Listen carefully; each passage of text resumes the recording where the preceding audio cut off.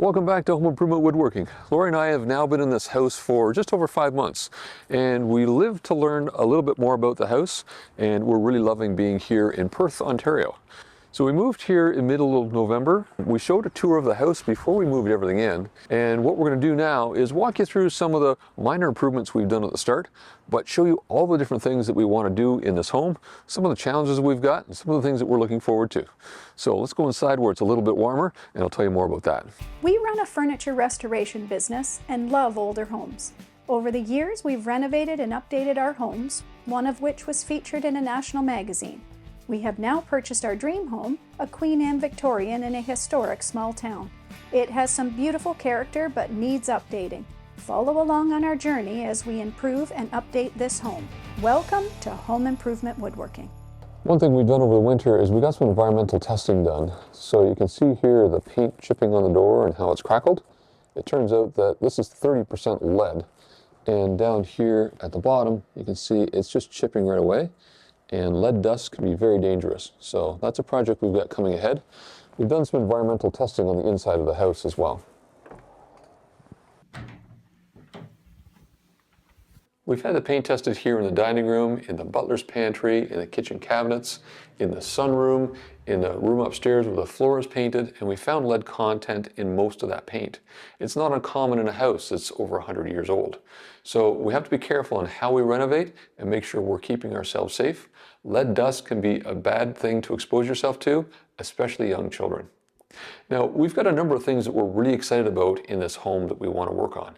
It's probably 20 or 30 different projects. So what I'm going to do is I'm going to put this post-it chart on the wall here, and what we'll do is list out all the work that we want to do, but more importantly, what we need to do is organize our work. Lori and I get caught up in these dreams about all these different ideas, but what we need to do is focus on what we want to do in the next year. And those will turn into projects that we share with you here on this channel. Let me get out the post-it notes and we'll start listing out the items. The first two things we did in the house is we got a new stove because the one that was here didn't work. And then we also put in a shower. We had a 3-piece bath that didn't have a shower, so we got that installed as well. We purchased a shower ring from a local plumbing store, and we had a local plumber come in and install that for us. It's made living in the house comfortable. One of the biggest projects we've got is the kitchen. That's not something we're going to do in the near term, but we need to go through and remodel the kitchen. The fridge isn't in a good location.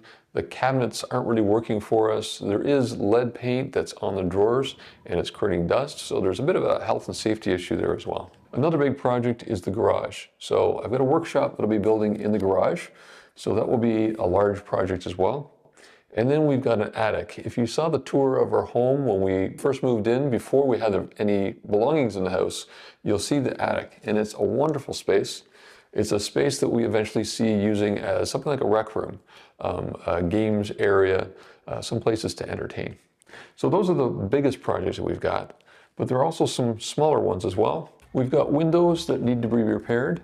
All of the windows in the home are wooden, so we have to decide what we're doing with those. And we've also got bathroom work that we need to do for a toilet. Well, this antique toilet is pretty cool. It's very water inefficient. It's been freshly cleaned and it doesn't come that clean. And the inside looks like the porcelain's fracturing. I'm not an expert in that, so if you've got some knowledge on cracking porcelain, let me know in the comments.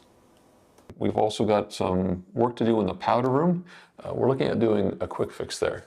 The powder room is nice to have on the main floor of a century home, but the one that was built here was put together with materials that we want to upgrade and make look a little bit nicer. For the rest of the main floor, we've got this dining room that I'm standing in that we want to work on.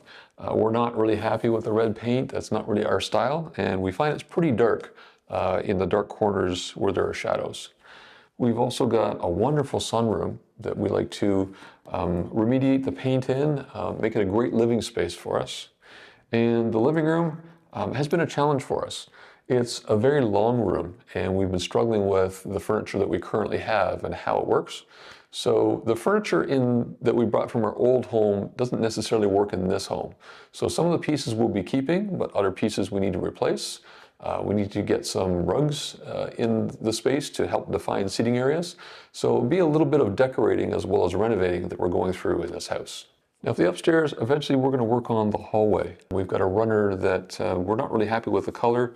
The wallpaper we're unsure about, we're living with it. We'll see what happens there. For the primary bedroom, we've got things like curtains that we need to work on, some shelving for the closets. They're not all that functional at this point. We've got one of the bedrooms we're converting into an office. Laura and I both have desks up there. So making that space more comfortable and functional for us. In the middle bedroom, we're going to work on paint, curtains, a rug, and the decor. The back bedroom, there's a window that's broken in it, and we also need to put proper furniture in these. So part of it is looking at not just what does the function look like, but it's also aesthetically how it looks. A lot of decorating, looking at artwork, looking at what we want to do with the walls, taking off wallpaper, putting up new wallpaper. So a bunch of that on the second floor. There used to be 4 fireplaces in this house, and there are only 2 that are left. We would actually like to get the fireplace working on the main floor. So we need to look at how we're going to do that. But along with that, we've also got chimney and mortar repair on the outside of the house. The chimneys are really crumbling. We've actually found partial bricks fall off in a windstorm in the driveway. And that's not a good thing for health and safety or our vehicle. So we need to deal with that. Now, one of the things that we've been wondering about is the house. We're considering leveling the house. It seems like there's some dips in the center of the house. And if we're dealing with flooring changes, which might be another project, you need to make sure you've got a level space. So we'll have to investigate that.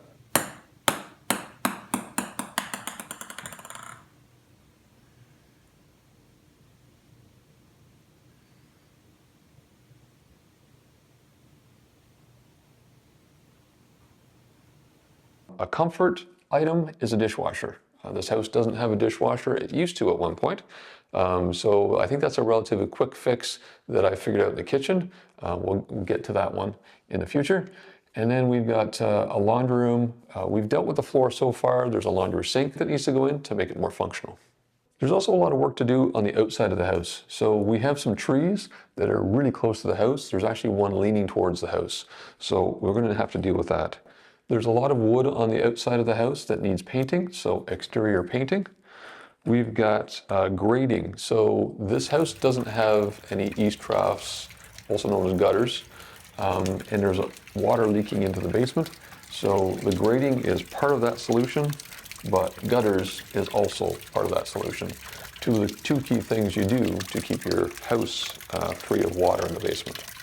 The walkways have also degraded significantly. There are actually a few tripping hazards, so we'll have to deal with that. We're also thinking about putting shutters on the front of the home. The front of the home to us looks a little bit unbalanced. The bottom of the house looks like it's missing something compared to the top of the house.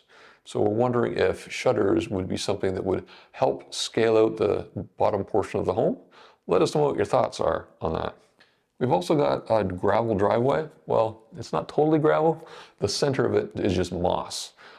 So eventually we'd like to pave the driveway and make that a nice smooth surface, a lot easier for snow blowing and shoveling. We discovered through the environmental testing that there's asbestos in the basement. It's wrapped around one heating duct. It's not a huge amount, but we want to look at getting that remediated so it doesn't become a risk in the future. The environmental assessment, we're actually just getting the final report on all the details. The workshop ducts are very low in the basement, so I'm looking at having those changed. And we've also got a furnace exhaust that's right beside the porch, and what it's doing is it's putting moisture onto the wood and it's starting to peel the paint. So something to deal with there as well. Looks like this one doesn't want to stick. So there are all the different things that we're looking to do to the house. What we need to do is prioritize them. So what we're going to do is, this is what we're going to look at as the backlog of work. What we want to do is prioritize those things that we want to work on in the near term, and then really focus in on just a few projects at a time, rather than having 8 things we're working on. What are the few that we want to focus on to make traction on? So to organize this work, this here is the backlog. These are all the things that we want to get done. So I'm going to draw a line here, and these are going to be the priorities.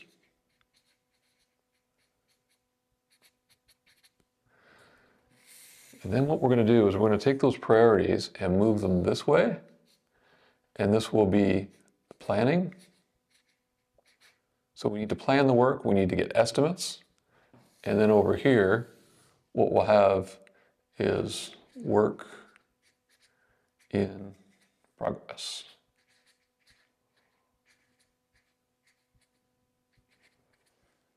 And then down here, why don't we call this done? So we've got the stove in, we've got the shower in. So the idea is we prioritize the work, these come into a plan. Once the work is planned and we've budgeted it, it's going to go to the work in progress. And then from there, it's going to come down to done. So you can see we've got a lot of work to do here. Now, where do we start in terms of priorities? Well, Warren and I have talked through this, and what we're concerned about are a few things that are what we consider risks for the building. So the house is in pretty good shape. It's got modern wiring, it's got modern plumbing, but there's some things here. The trees, they're presenting a risk.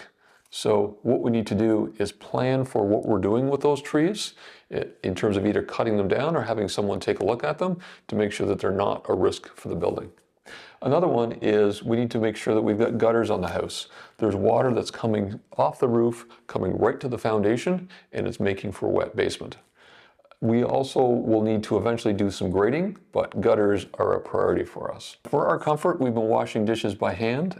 It's one of those things, would we rather be washing dishes or doing something more productive? So we're going to prioritize a dishwasher, a short-term fix for the kitchen to make it more comfortable to use.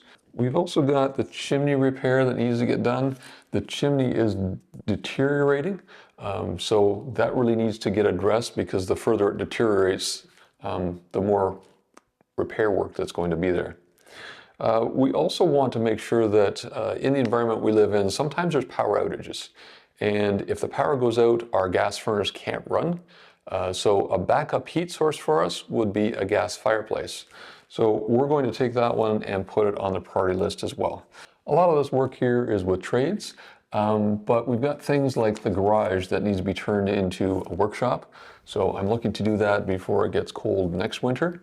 We've also got the living room that we're going to be dealing with. So we'll share with you the design that we're doing with that. Lori's got a bunch of ideas that she wants to incorporate, so you get to see the transformation of the living room as well as this room, the dining room, getting rid of the red paint.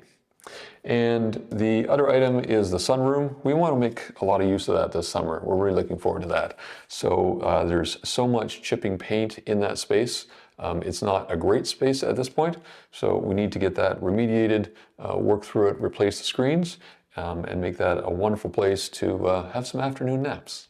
The highest priorities of all of these are dealing with the gutters, so we prevent this house from getting more wet than it is right now. We also need to deal with trees because we think that they're a little bit risky. So we'll deal with these first. The dishwasher is going to be fairly easy. I'll show you the space that we've got for that, but that's going to be a quick win for us to work on.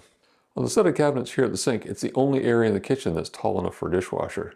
And over here, if you notice on the floor, there are some water stains. So it looks like there might have been a dishwasher here. This is where we're keeping our compost and recycling at this point. So someone's modified this cabinet because if I look in here, there's actually a water supply for a dishwasher. So I have to put a drain in, have to put electrical in, but this will be the home of the dishwasher. And until we renovate, I'm going to make a fake cabinet door here that will go on the panel-ready dishwasher, so it's disguised and looks like the rest of the cabinets. I hope you've enjoyed this update and look forward to some of the projects we've got coming ahead. If you'd like to subscribe to our channel, click over here, click on that bell icon, and you'll get notified every time we publish a brand new video. I'll leave you off with a previous tour of our house before we moved in. Enjoy the video, and thanks for watching Home Improvement Woodworking.